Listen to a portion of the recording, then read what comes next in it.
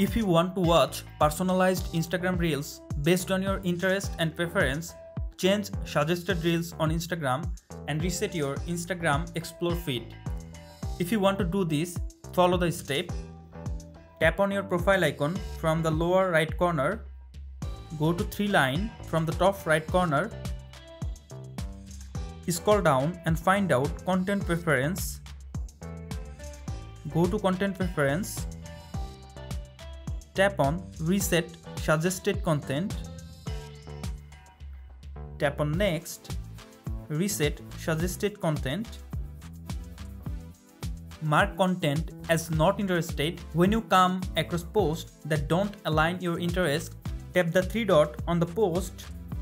Select Don't Interested button. This helps Instagram understand your preference better.